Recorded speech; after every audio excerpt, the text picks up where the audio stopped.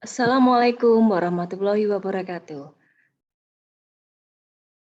Jumpa lagi dengan saya Yosi. Salam sejahtera buat kita semuanya. Video kali ini kita akan berbicara membahas tentang intelijensi. Ya, jadi setiap orang itu mempunyai intelijensi yang berbeda-beda.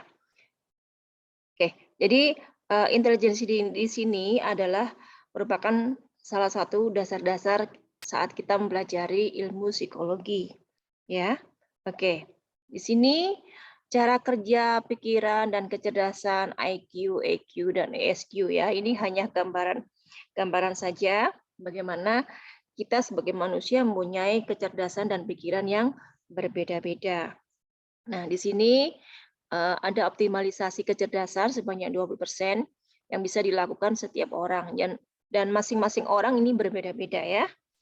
Nah, selanjutnya juga ada kecerdasan yang bisa dilakukan setiap orang. Nih, gambar-gambarnya di sini sudah ada ya. Jadi setiap orang mempunyai kecerdasan yang berbeda-beda. Oke. Nah, di dalam otak kita itu berbeda ya. Jadi masing-masing orang itu pastinya mempunyai dua belah otak ya. Otak belah kanan dan otak belah kiri dan masing-masing fungsinya mempunyai fungsi-fungsi yang berbeda ya. Jadi ada otak belah kanan dan otak belah kiri. Ini yang berhubungan dengan intelijensi. Oke. Sekarang kita bahas sih bagaimana apa dan bagaimana selanjutnya tentang intelijensi ya. Jadi intelijensi itu di sini merupakan suatu kecerdasan. Ya. Apa sih kecerdasan itu? Nah, kecerdasan atau intelijensi dapat dipandang sebagai kemampuan memahami dunia, berpikir rasional, dan menggunakan sumber-sumber secara efektif pada saat dihadapkan dengan tantangan. Ada juga yang berpendapat bahwa pengertian kecerdasan adalah kemampuan general manusia untuk melakukan tindakan-tindakan yang mempunyai tujuan dan berpikir dengan cara rasional.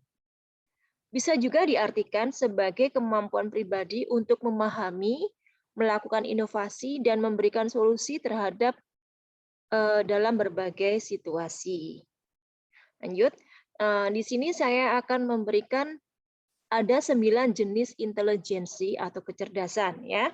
Yang pertama kecerdasan linguistik atau yang disebut dengan kecerdasan berbahasa.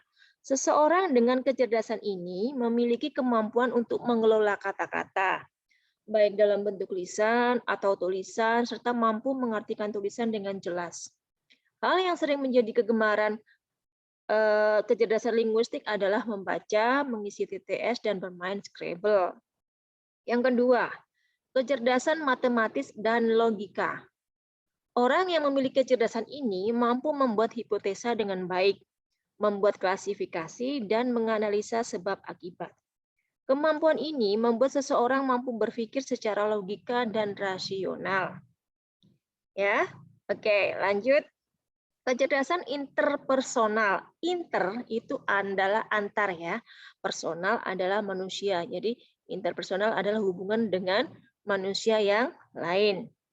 Jadi, seseorang yang memiliki kecerdasan interpersonal akan mudah untuk mengerti dan peka terhadap perasaan, temperamen, motivasi, dan watak orang lain. Hasilnya, mereka dapat menghadapi orang lain dengan perhatian yang baik dan mendorong orang lain untuk menceritakan masalahnya.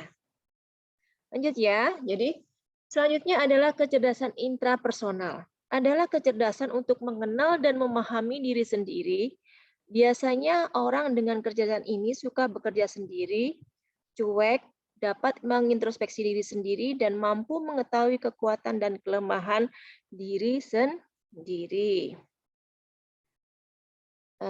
Lanjut ya. Yang kelima adalah kecerdasan musikal. Kecerdasan musikal membuat seseorang mudah untuk menikmati, mengembangkan, dan mengekspresikan musik dan suara.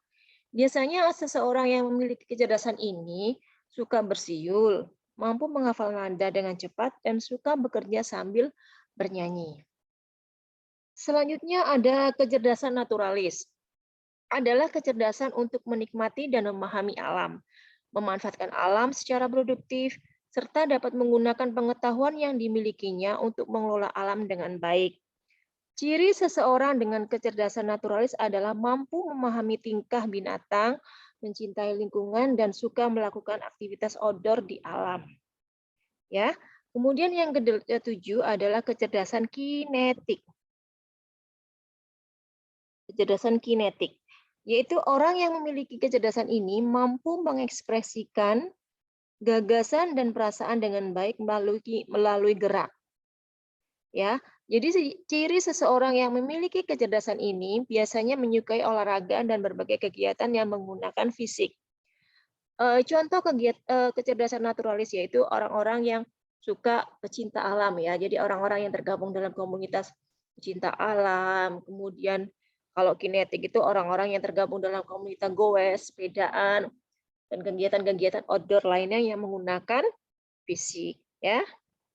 Yang selanjutnya adalah kecerdasan visual. Kecerdasan visual di mana seseorang memiliki kepekaan terhadap visual, bentuk, warna, dan garis, serta ruang. Kecerdasan ini membuat seseorang mampu membuat idenya menjadi bentuk sketsa yang jelas. Contohnya itu lukis, ya. Itu dia mampu memvisualisasikan apa yang dia lihat, apa yang dia dengar menjadi suatu hasil karya yang menakjubkan, ya. Kemudian yang terakhir adalah kecerdasan eksistensial. Jadi, kecerdasan ini menyangkut kemampuan seseorang untuk menjawab persoalan-persoalan terdalam eksistensi atau keberadaan manusia. Orang tidak puas hanya menerima keberadaannya secara otomatis, tetapi mencoba menyadarinya dan mencari jawaban yang terdalam. Bagaimana sih pertanyaannya? Biasanya itu ada pertanyaan seperti ini, mengapa sih aku ada? Mengapa aku mati? Terus kemudian apa makna dari hidup ini? Bagaimana sih kita sampai ke tujuan hidup? Nah, intelijensi ini tampaknya sangat berkembang pada banyak filsuf, terlebih filsuf eksistensialis yang selalu mempertanyakan dan mencoba menjawab persoalan eksistensi hidup manusia, ya. Jadi di sini kecerdasan itu ada 9 ya. Jadi tidak setiap orang mempunyai kecerdasan yang berbeda-beda. Lanjut, bisa sih, apa bisa intelijensi itu diukur? Bisa. Jadi di sini saya akan sedikit memberikan gambaran ya bagaimana cara kita mengukur intelijensi. Jadi salah satu keunikan manusia dapat dilihat dari tingkat intelijensi yang dimilikinya, yaitu tentang kecepatan dan kemampuan individu dalam memecahkan suatu masalah. Ya, ada individu yang mampu dengan cepat memecahkan masalah, dibilang intelijensinya tinggi, dan ada yang lambat atau bahkan mungkin tidak dapat memecahkan masalah yang ada. Lanjut ya. Menurut Terman yang dikutip dalam Sukardia, intelijensi adalah kemampuan berpikir secara abstrak. Kenapa dikatakan abstrak? Karena itu tadi, setiap orang mempunyai kecerdasan yang tidak sama, ya, berbeda-beda. Ada otak belah kanan, ada otak belah kiri, kemudian ada 9 kecerdasan yang berbeda. Menurut Bini ini tokoh psikologi ya, dalam Winkel, intelijensi adalah kemampuan menetapkan dan mempertahankan suatu tujuan untuk mengadakan penyesuaian dalam rangka mencapai tujuan itu dan bersikap kritis terhadap diri sendiri. Kemudian menurut David Wechsler ya, menyatakan bahwa intelijensi adalah kemampuan individu untuk berpikir dan bertindak secara terarah serta mengolah dan menguasai lingkungan secara efektif ya. Nah, faktor-faktor apa saja yang menentukan intelijensi? Di sini dibagi menjadi 3 ya. Terdapat 3 faktor yang menentukan intelijensi. Yang pertama adalah faktor keturunan atau hereditas. Yang kedua, faktor kematangan. Yang ketiga adalah faktor pembentukan. Faktor keturunan. Jadi kalau misalnya ayah kita Albert Einstein, ya ini orang pinter ya contohnya ya. Dia punya IQ yang tinggi, skor IQ yang tinggi. Nah, otomatis secara tidak bukan otomatis ya, secara tidak langsung anaknya itu akan mempunyai skor nilai IQ yang tinggi pula. Tapi ada tapinya, dilihat juga dari faktor kematangan. Jadi kematangan individu tersebut, kematangan manusia itu juga akan berpengaruh pada intelijensi. Yang ketiga juga ada faktor pembentukan. Pembentukan apa? Pembentukan dari lingkungan yang ada di sekitarnya. Jadi intelijensi itu bisa dibentuk dari lingkungan sekolah, dari lingkungan di rumah, atau dari lingkungan yang ada di sekitarnya ya. Jadi faktor intelijensi sekali lagi ada 3. Yang menentukan intelijensi ada 3. Yang pertama keturunan, hereditas. Kemudian yang kedua kematangan, dan yang ketiga adalah pembentukan dari lingkungan ya. Lanjut. Pengukuran intelijensi pada dasarnya dilakukan dengan cara membandingkan individu yang dites dengan norma tertentu ya. Umumnya norma yang dipakai adalah intelijensi kelompok sebaya. Kelompok itu ditentukan berdasarkan umur individu lain yang jumlahnya besar yang sebaya dengan yang akan dilakukan tes tersebut ya. Jadi menurut Binet ya, Binet ini tokoh psikologi, cara untuk mengetahui intelligence quotient atau IQ seseorang adalah dengan membandingkan antara umur kecerdasan atau mental age dan umur kalender atau chronological age ya. Ada rumusnya, yaitu IQ sama dengan MA kali 100 dibagi CA ya. Oke, bisa dipahami ya. Jadi MA ini diperoleh dari hasil tes intelijensi dan CA ini diperoleh dari tanggal kelahiran individu yang diukur. Jadi hasil intelijensinya itu bagaimana? Hasil intelijensinya itu berdasarkan norma-norma alat tes yang ada ya. Contohnya seperti ini. Cinta berumur 8 tahun ya. Ini umur kalendernya. Setelah dites intelijensi, ternyata ia dapat mengerjakan soal-soal untuk anak yang berumur 11 tahun. Jadi IQ cinta adalah 11 kali 100 dibagi 8 sama dengan 137,5. Ya. Skor nilai yang didapat adalah 137,5. Tapi dengan catatan ya, hasil IQ ini hanya merupakan skor nilai dan tidak bisa dijadikan patokan yang mutlak dalam mengukur kecerdasan seseorang ya. Bisa dipahami ya dari sini. Ini hanya rumus untuk menentukan skor nilai IQ. Nah, di sini saya berikan tabel nilai dan deskripsi tingkat kecerdasan ya berdasarkan skor nilai yang ada ya. Yang pertama nih yang dari paling yang tinggi lebih dari 140. Skor lebih dari 140 itu kategori sangat superior. 130 sampai 139 kategori superior. Contohnya nih Pak Habibie ya, itu mempunyai skor nilai IQ yang superior. Kemudian 120 sampai 129 adalah kategori cerdas. 110 sampai dengan 119 kategori normal atau rata-rata tinggi. 100 sampai dengan 109 sama dengan normal atau rata-rata rendah. Kemudian 90 sampai 99 adalah kategori tidak pintar ya. Selanjutnya yang di garis merah ya, ini di garis merah. 80 sampai 89 adalah kategori inferior.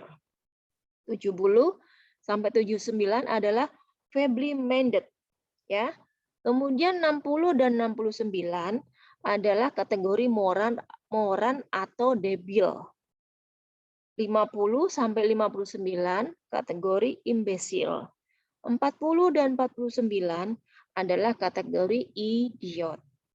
Kemudian skor nilai di bawah 20 adalah mereka yang mempunyai skor nilai ini adalah memiliki kelainan yang harus diungkap lebih lanjut ya.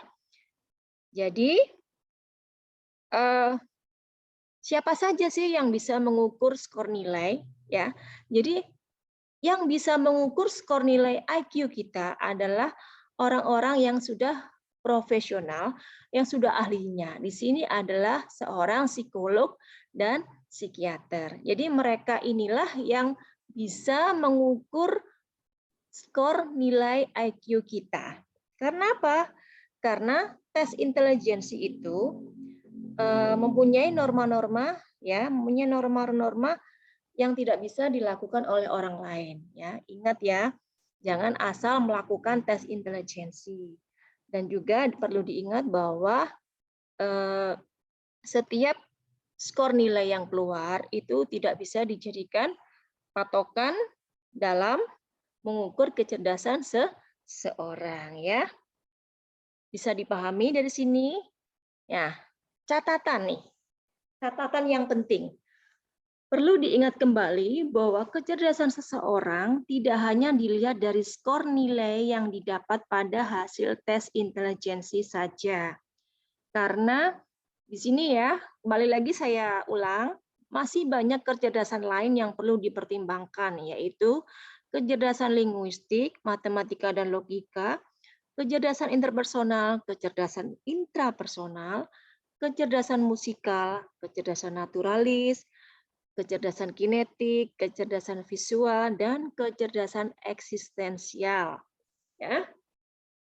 Bisa jadi nih, skor nilai tes IQ kamu rendah, tapi kamu mempunyai nilai yang tinggi di kecerdasan yang lain. Misalnya nih, di kecerdasan kinetik dan musikal. Atau kamu punya nilai yang tinggi di semua kecerdasan yang lain. Intinya, kita tidak perlu berkecil hati ya, karena setiap manusia mempunyai kecerdasan yang berbeda.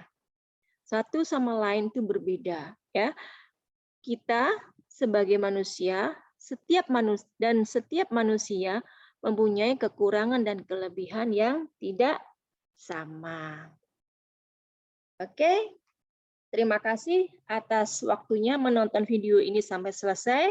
Semoga materi kali ini bermanfaat ya bagi kita semua. Jadi kita bisa tahu apa sih intelijensi itu dan apa sih kecerdasan itu.